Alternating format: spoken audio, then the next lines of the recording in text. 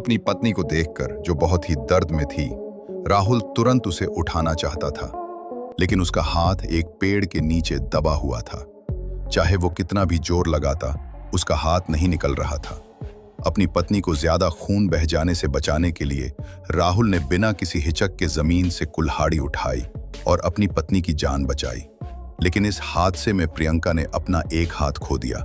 वो जो खुद को बहुत सुंदर मानती थी, अब खुद को अधूरा समझने लगी।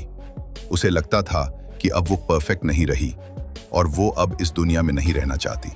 उसे खुश करने के लिए राहुल ने उसे एक नकली हाथ दिलाया, लेकिन प्रियंका को नकली चीजें बिल्कुल पसंद नहीं थी। वो रोज रोती रहती थी, जिसे देखकर राहुल बहुत परेशान हो गया, क्योंकि वही था जिसने उसे पेड़ काटने में मदद करने को कहा था। अगर वो न कहता तो प्रियंका का हाथ न कटता।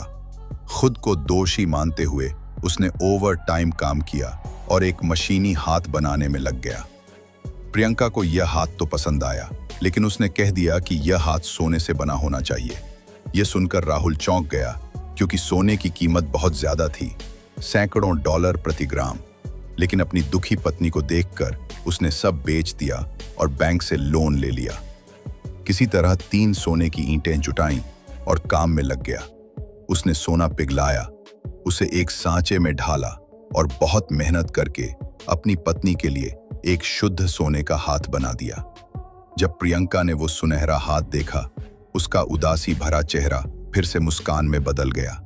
लेकिन कुछ दिनों बाद उसकी तबीयत बिगड़ गई। जांच में पता चला कि उसे फेफड़ों की बीमारी है। डॉक्टर ने कहा, यह सोने का हाथ उसे नुकसान पहुंचा रहा है, तुरंत हटा दो। लेकिन प्रियंका ने मना कर दिया। कोई भी उसका सुनहरा हाथ नहीं छीन सकता था। धीरे धीरे उसकी हालत और बिगड़ने लगी। मरने से पहले उसने राहुल से वादा लिया, मेरी मौत के बाद यह सुनहरा हाथ मेरे साथ दफना देना। राहुल ने वादा निभाया और अपनी पत्नी को उसी हाथ के साथ दफना दिया। कुछ समय बाद राहुल पर आर्थिक संकट आ गया। उसने सोचा कि अब उसके पास कोई और रास्ता नहीं बचा। आधी रात को वो चुपके से अपनी पत्नी की कब्र पर गया और खुदाई शुरू कर दी। बिना कुछ कहे उसने ताबूत